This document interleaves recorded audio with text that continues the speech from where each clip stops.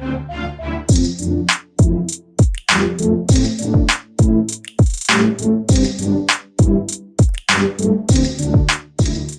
this is Rama Lakshmi, and welcome to the Print soft cover.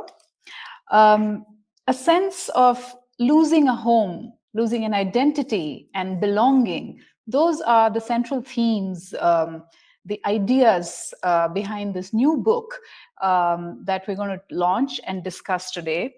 It's called A Return to Self. It's published by Fourth Estate HarperCollins. And I have with me the author of this hot new book called, and his name is Aatish Taseer. Welcome, Aatish. It's really good to have you. I have to tell you, I just finished this book last night, the last page. So it's still almost all the questions are going to be from the book. Yeah. I'm really looking forward to this book, talking about this book. It's very movingly written. It has a haunting quality. Some of the lines, they will, I think, stay with me for a long time. But right off the bat, the genesis for this book was in 2019 when Aatish lost his OCI status, when the Indian government abruptly withdrew it. And in the book, he talks about losing the citizenship. This transformation happens in the book in a few pages and a few travels to a few countries. But in reality, in real life, how long did this take for you to rewire your thinking and how you see home?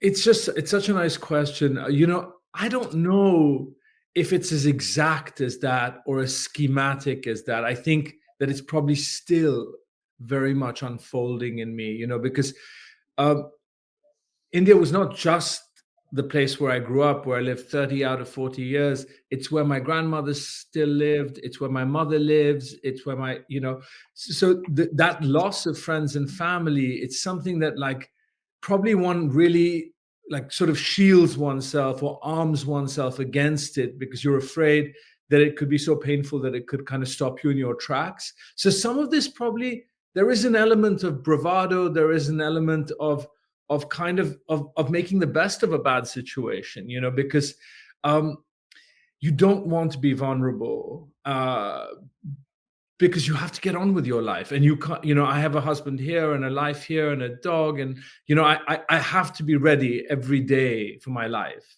and so I what I would like to think of it is really there were these two strands, and both were real. One was the trauma, one was the grief, and on the other side there was this sense of freedom and liberation and of not having to try so hard anymore, and I think they're still unfolding in me.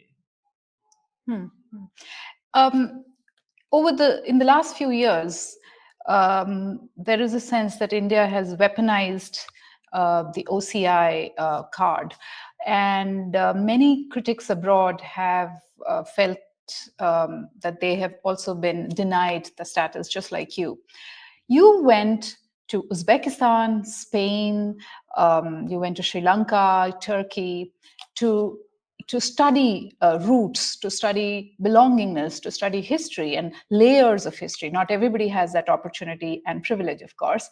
So what would you say to others like you, Indians or people of Indian origin who live abroad, who've had similar problems with their OCI status, the critics of the Modi government? What would you say to them? This is so much bigger a phenomenon than India now. You see it happening in this country, and to me, what happened with Mahmoud Khalil and people like that here was something very secure. Like, I think the green card is almost like you come in through the same line as citizens come in this country. So that's a very integral part of belonging in this country, and that's been weaponized. That's suddenly been you're told that this very important document means nothing.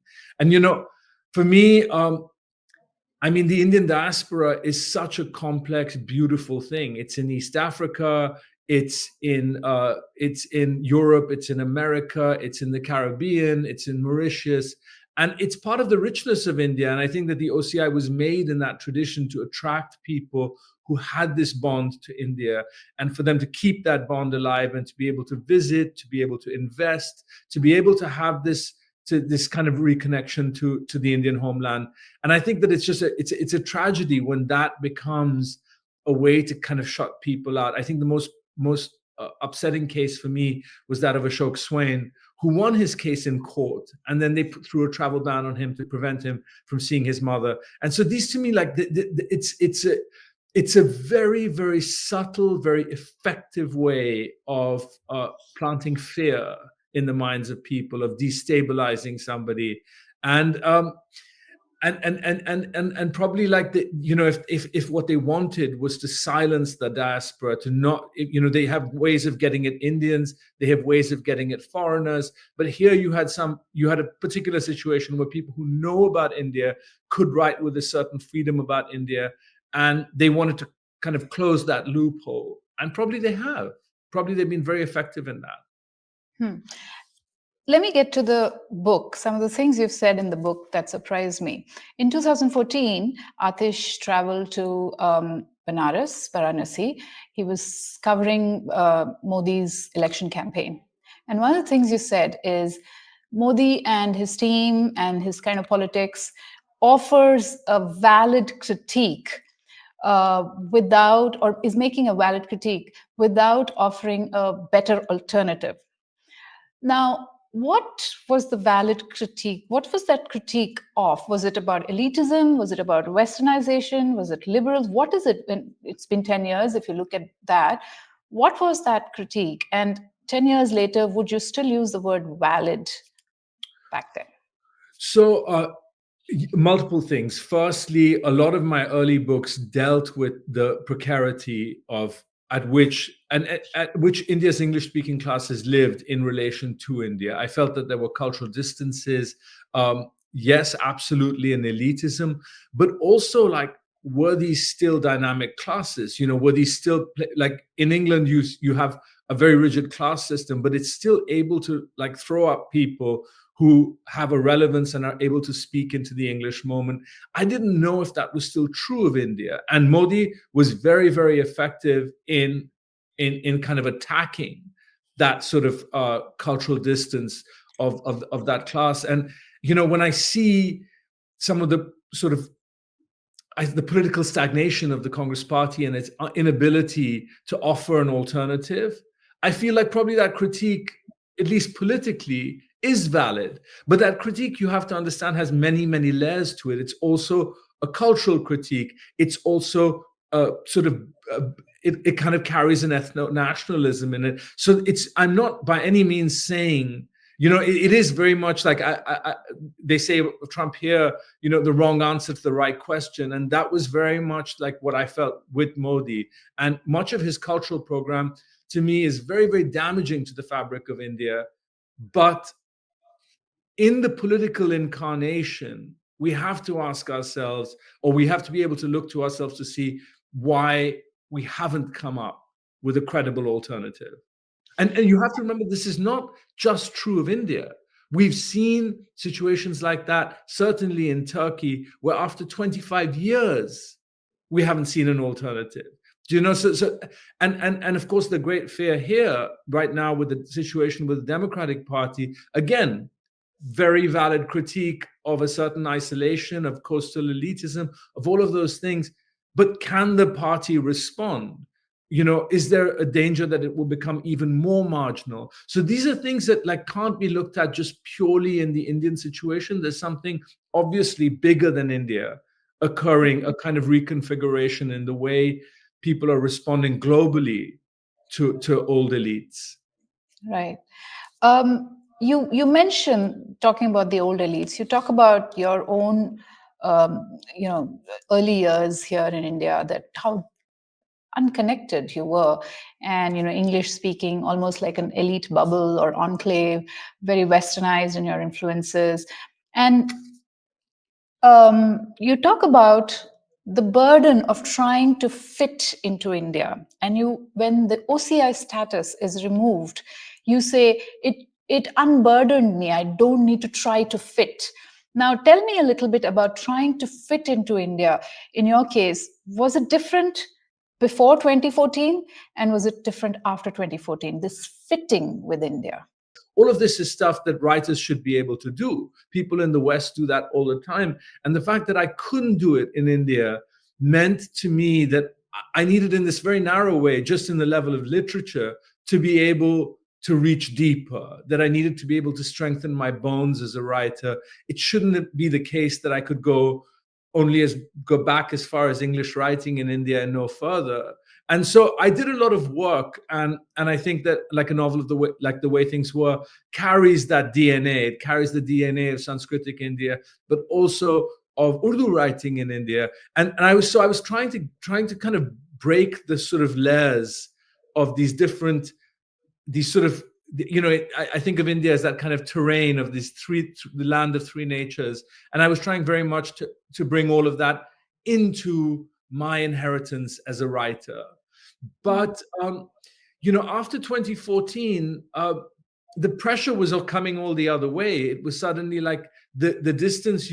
I was doing something that might be even described as sentimental, but after 2014, it was a matter of survival, because everything that was part of my identity that set me at an oblique angle to India, everything that made me marginal, also became dangerous. Whether it was sexuality, whether it was the fact that I had, I don't know, a Muslim parentage or a Muslim father or a Pakistani father who I didn't know. All of these things became vulnerabilities. And in 2019, when that Modi moment exploded and I was being targeted, within 24 hours, my reputation was destroyed in the country. And I was made to seem in every way someone who didn't have a right to come home. And that's something that I thought was very, I should have expected it, but it still ambushed me. It still caught me by surprise. What is this notion of cultural rootedness? What kind of boxes does one have to tick to feel that, okay, you do belong, you are rooted culturally? Is it language? Is it classical texts, knowledge of classical texts and scriptures? Bollywood, I would think, or Indian movies and songs. What is it? How many boxes do we have to tick until, I know it's a Bob Dylan-esque question, but how many boxes do we need to tick until we feel Indian? Yeah. And I think that it's a trap. I think you've put your finger on it, that there is this feeling of kind of Sisyphus carrying the rock up the hill, where you keep trying to give ground, you keep trying to make yourself fit in better, and the short answer is that you never will. And so there has to be an acceptance, I think, in India, that all the people who are here have come because of different historical circumstances. The people who are the inheritors of India's Islamic past were converts to Islam.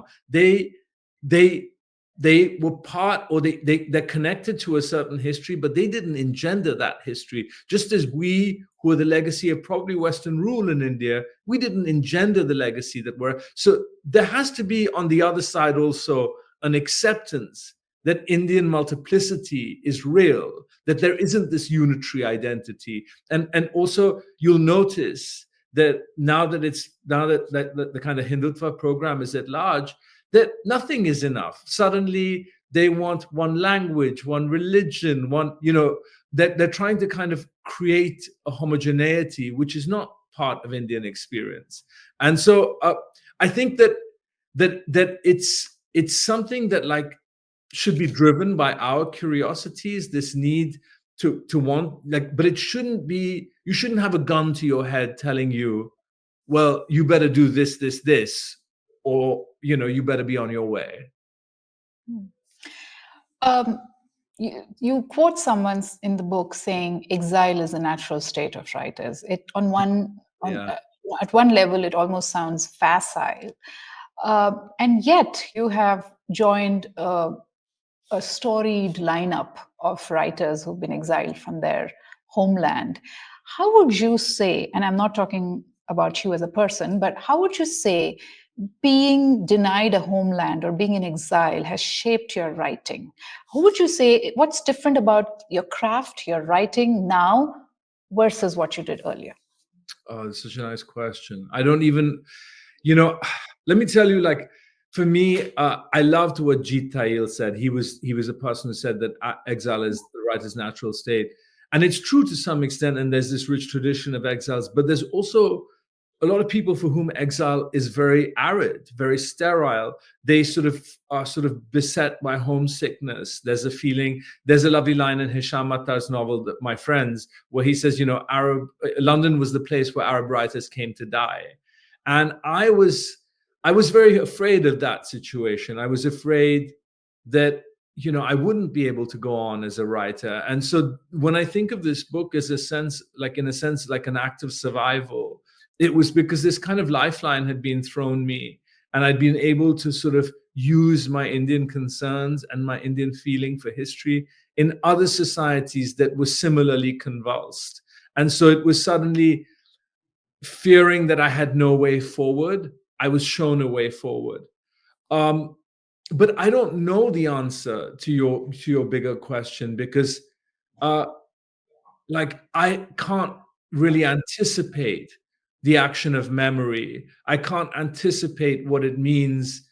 Obviously my Indian material is rich within me. Will being away from India unlock it?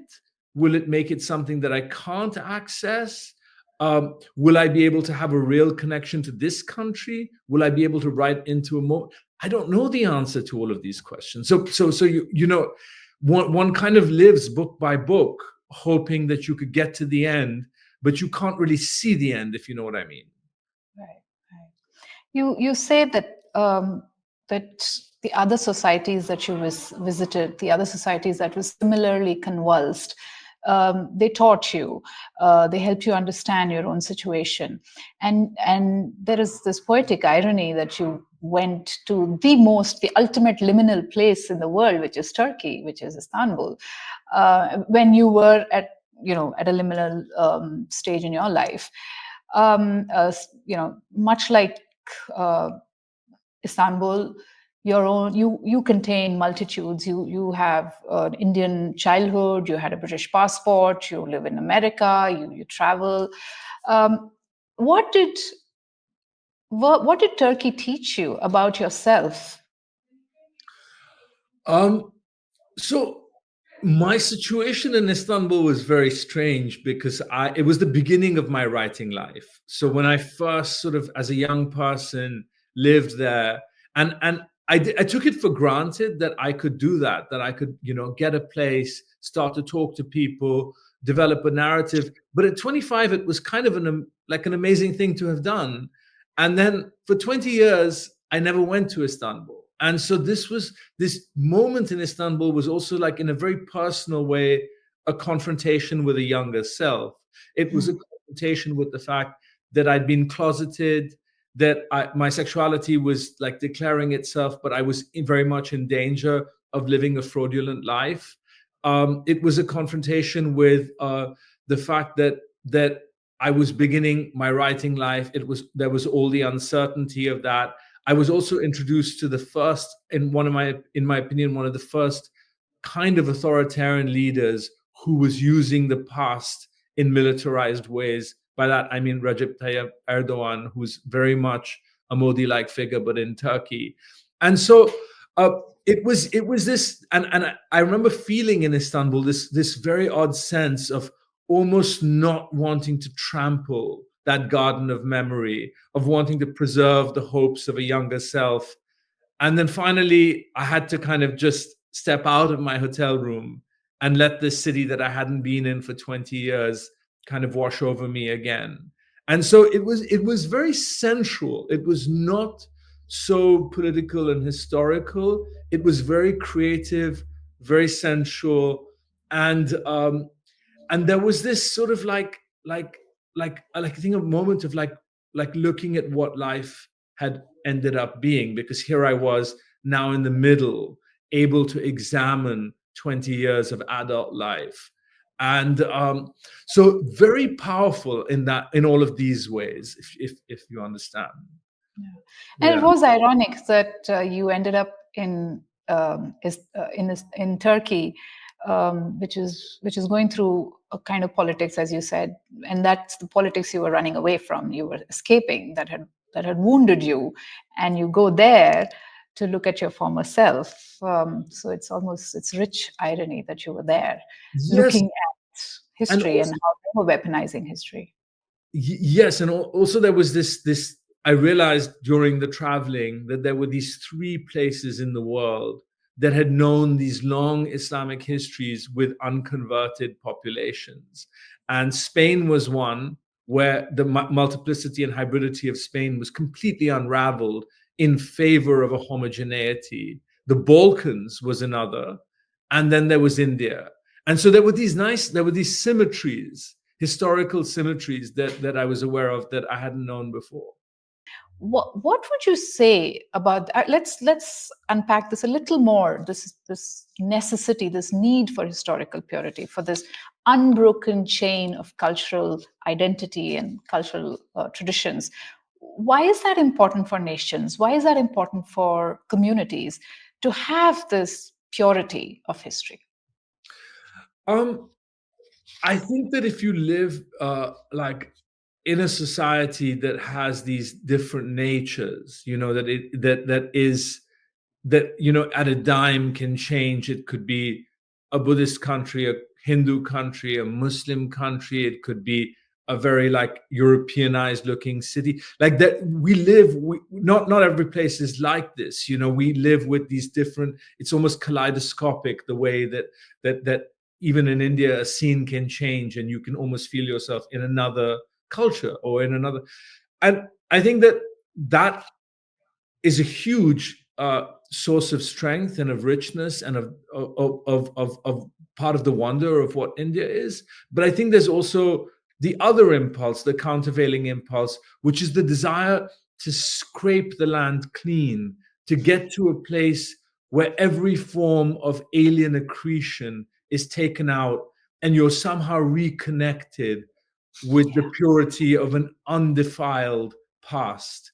And obviously, that kind of impulse in the hands of a politician is a very seductive, very dangerous thing, especially if there exist in that country people who you might describe as heirs to that alien past. And so this is something that, like, I think has been used in society after society. Certainly in that old, diverse Ottoman society, the Greeks, the Jews, different groups who were seen as sort of cosmopolitan, alien outsiders were driven out, and a kind of homogeneity was achieved. In Pakistan, which also had, I mean, was the other side of the partition, there had been Sikhs, there had been Hindus. That impulse took hold, and they wanted that purity of history, and that meant also the removal of people who were evidence of diversity. And obviously it's a terrifying prospect that something like that might be afoot in India, but we have to recognize that impulse is something very very widespread, very common, that's occurred many times in the history of the world, and probably the last 5 centuries. And impurity, we need to divorce the word impurity from what some people would say impurity. For many of us, it's diversity, it's richness, it's history. No, and also one has to accept historical pain. One of the scenes that's very interesting is in Mexico, where there's this yearning for a pre-Columbian past, and it's completely inaccessible. It's completely hard to imagine because every physical evidence of that pre-Columbian past has almost been erased. And people will commune, for instance, through food with that pre-Columbian past. But there's this sense that what had gone before has died. And I think, like, it reminded me a lot of India, because it was like you were yearning for this time 1,000 years ago. You can't really even imagine it. You don't know what it would look like. And yet you're full of grief for something that was lost. And so I feel like there has to be an acknowledgement of these different emotions that are running through it. And at the same time, there's that kind of V.S. Naipaul line, the past has to be seen to be dead, or the past will kill. Yeah. And that's what most nations and national politics across the world are grappling with today, which is the origin stories, the origin myths, the Right. mythologies that we create, which kind of go into our narrative template, the national narrative, grand national narrative templates. They Yeah. feed into that, and that's what America is going through. That's what India is going through. That's what I, many countries. I think the American example is so interesting because here there'd been this conceit, of Wyndham Lewis saying this was the rootless Elysium. No American worth his salt should go running after roots because the great strength is that this is a country without caste or tribe or whatever. And then you have on the other side now somebody like Vance saying this is not an abstraction. This country is not an idea. It's not just the sort of land of immigrants or opportunity. It's an ethnic national reality. And so you almost feel like here were the people who came with the idea, and now the idea has grown kind of stale, and they're hankering after like ethno-national purity, which is so, it's almost inconceivable in a country like this. And yet here we are. I guess some politicians are uncomfortable with the idea of fluidity. They want everything carved in stone, set, rigid. These are your identities. This is what our foundational principle is. And they, America was born out of fluidity. This whole, what you just said, the one can call it the melting pot, but it's also about even the ideas kept changing. The book. Sorry, go ahead. No, I was just going to say, I was saying that it's important also to recognize when politics is not just politics, when it's an emanation of something cultural. I think that that's what we're facing in India. I think it's what we're facing in America. I think and it's one of the reasons why responding to it politically has been so difficult, because what you're dealing with is a cultural historical wound or a cultural historical pain, which is being repurposed in politics. And I think that the only way we can counter it is if we take it on that deeper level of culture. And narrowly defining it as a culture war won't do. No, not if it's just a score. You have to actually address the kind of pain that is being reused for political ends. So you have to acknowledge it? Yeah, you have to acknowledge it and not be out of sympathy with the other side, because you can't win if you're out of sympathy, if you demonize them or if you trivialize them. That Holbeck has that lovely line where he says, it's very dangerous to make fun of people. It's and I think that sometimes in India we had made fun of the other side a lot. In this country, certainly coastal elites will do the same. And I think that I think you do that at your peril. So if you were to, what you just said, which is acknowledge, address that wound that people are nursing. I'm going to speak, because I'm not a politician, I'm going to speak purely from the writer's perspective. For me, it was like very much to do it in the work, very much for those strands of what was happening, the kind of inner control. Octavio Paz has that phrase, the inner controversy. And every society has an inner controversy. And at least from my perspective, I was trying very hard to dramatize that inner controversy, for people to read my books and think, yes, this is not just somebody tidying away the historical messiness of India. This is not somebody who's very partisan, but who's somebody who's like trying as honestly as he can by his own lights to bring that reality completely to the surface. Because I think that if it's crystallized, if it's given a kind of like an acknowledged form, then some of the anger that is kind of flowing off that moment can start to be assuaged, because it is, acknowledgement itself is an incredibly powerful tool at releasing anger. And I'm not sure what that form will take politically in India, but it was very clear to me what needed to happen on the level of art and literature. The book has almost returned to self. This book almost has a meditative quality to it. Of course, all journeys, all voyage, all travels are a little bit about curiosity, outward looking, but also inward journey. Right. And in your last chapter, you talk about pilgrimage, and Iraq. You talk about Iraq, and you talk the idea of pilgrimage. In fact, the book is a travelogue. It's meditative. It's history.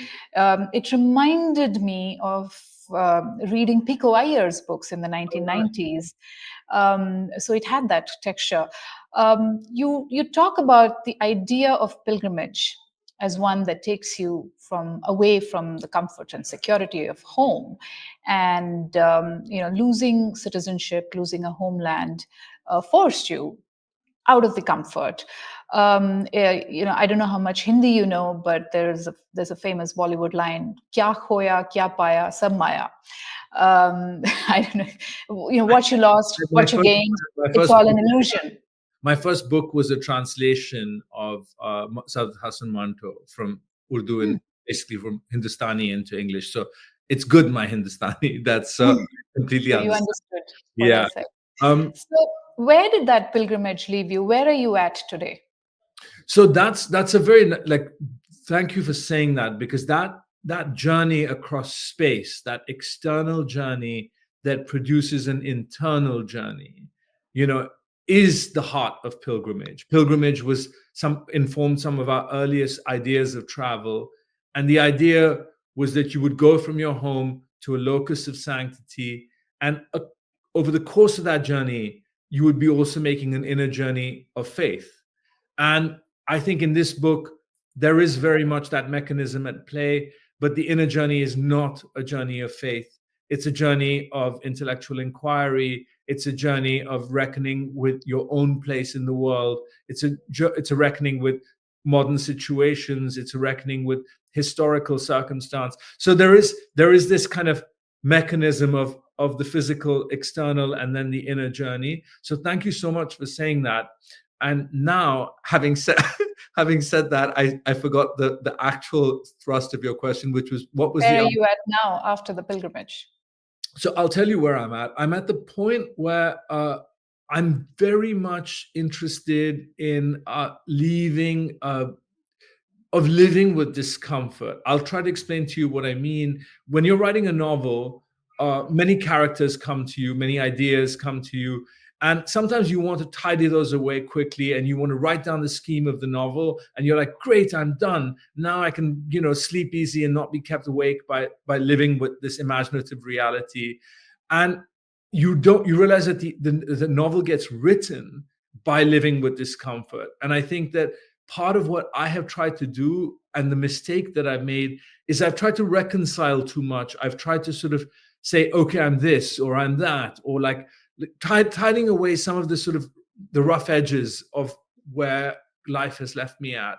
And now I'm much more modest or much more humble in my aspirations. I let a lot of the difficulty that I've had in my life kind of breathe next to each other, not trying to sort of find a perfect formula or a way to close it off, but to kind of live with it, if you know what I mean. That's just beautiful. In fact, I wanted to read to the viewers a line from your book, which kind of speaks to what you just said, which is living and being comfortable with the being unsettled, the discomfort, and you have transformed the loss of home into something that's like an unceasing curiosity and adventure. And so there's a line that encapsulates that whole thing. To never settle was to never be softened by the idea of a home. So, so that's what you're saying. You do not have a home. I'm not going to be soft. It's uh, very funny. You're the second person, Ari Shapiro of NPR, also honed in on that line. on that line. Yeah, And it that's is my very favorite. it's something so interesting, because it's so old, that idea of nomadism and of settlerism, or of cities. And it was such a big thing even in the past, because people, and in this country, it's one of the ways in which America can sometimes feel very old, because that pioneer spirit here was that spirit of constantly living on the frontier, of never letting the city sort of, which is like the beginning of civilization, take hold of you. It's also the beginning of history, and that desire to be free of history, to be free of the way that you can be sort of bound to place, and to kind of retain that freedom of the frontier. These are such old impulses. And it was a very odd thing for me that they should have like, that I should have been dealing with them in this kind of, in this very narrow way. Yeah.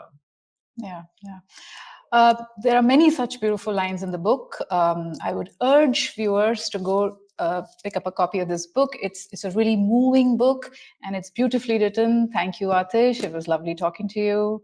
Lovely talking to you. Thank you for having read it so well. I was very, very moved to hear that. Thank you.